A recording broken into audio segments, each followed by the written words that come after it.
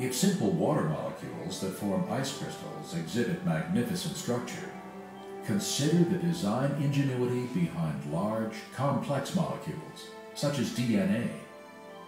DNA contains the blueprint for all life and is by far the densest information storage mechanism known in the universe. For example, the amount of information contained in a pinhead volume of DNA would fill a stack of books 500 times higher than from here to the moon. The program code and design of such an incredible system indicates a supremely intelligent designer. The evidence to me that just cries out that there's a God is the study of DNA. DNA is a very powerful, massive information storage system. In fact, DNA that makes up our genes actually is like books of information that's read by a language system. It's absolutely phenomenal. And scientists know today that languages, a code, only come from an intelligence, and information only comes from information. Nobody's ever seen matter by itself give rise to a code. Nobody's ever seen matter by itself give rise to information. And as you look at DNA, it actually cries out, in the beginning, God created the universe. We all begin as a single cell the size of a period at the end of a sentence. How does that cell know how to build a body with 100 trillion cells in it, thousands of different kinds, and each one of them is so complex, nanochemical machinery beyond our comprehension how it works, and encoded is the instruction manual. It's the manufacturer's manual how to build and operate every part of this incredible body made up of 100 trillion cells. Furthermore, DNA is a three-dimensional molecule that is self-replicating. Each molecule is able to make an identical copy quickly and efficiently. The Lord has even programmed DNA to detect and correct replication errors. These sophisticated capabilities far exceed man's means. God has created the DNA molecule in such a way that it is self-correcting. There are special proteins called enzymes that go up and down the DNA molecule looking for and making repairs on a minute-by-minute, second-by-second basis. God created us with a DNA code that actually has what we call editase or editorial type enzymes. Just as an editor reads a newspaper or a book looking for mistakes, so God has created special enzymes that go up and down our DNA molecule, repairing the mistakes in ways that are unbelievably complex. There are many examples in creation of things that demonstrate the biblical God. One would be in our very DNA. Our DNA has information in it. And there is a whole field of scientific study called information science, which studies how information originates, how it's transmitted, and so on. And one of the laws of information science says that information never originates by itself in matter, never spontaneously comes about. Anytime we trace the copying of information back to its source, it always comes back to a mind. And since we have creative information in DNA, that tells me that DNA comes from intelligence. It's not something that could possibly come about through millions of years of mutations and natural selection. That just won't work. Yet even the DNA molecule is simple compared to cells. All life consists of cells, and each cell functions as a miniature city.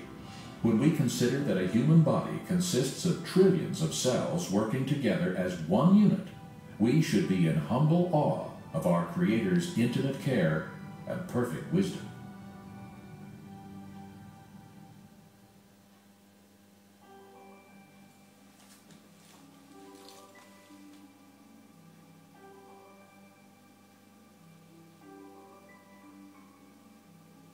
Every seed is a miniature miracle. God has programmed the tiny sequoia seed to become the largest tree on earth, reaching nearly 300 feet tall and weighing many tons. God has designed the humble apple seed to yield a bounty of delicious fruit for years to come. And God has planned a multitude of seeds to produce spectacular blossoms in abundance. Consider the many varieties of seeds. As stated in Genesis, Each seed always produces after its own kind. And just as the Lord intended, the fruits and byproducts that they bear have supplied the needed food and resources for man and his environment. In the first chapter of Genesis, God said, "Let the earth bring forth grass, the herb that yields seed, and the fruit that yields fruit according to its kind, whose seed is in itself on the earth," and it was so. So the Creator made life with the ability to reproduce after its kind. Plants produce seed. This answers the question, which came first, the seed or the plant? Clearly, God created plant life with the seed in itself. Seeds are masterpieces of micro-miniaturization. Inside each seed is a little baby, a little embryonic plant. It's already got leaves, and a stem and a root. It's surrounded by a seed coat that protects it, and filled with all kinds of receptors listening in to environmental signals, so it knows what temperature, what moisture conditions, how much oxygen. All these things have to be present before it will sprout. And the first seeds we find as fossils look just like the seeds that we have today.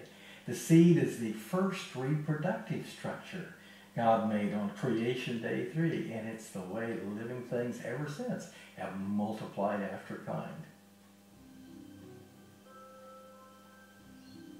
Today, scientists have discovered what Scripture stated all along.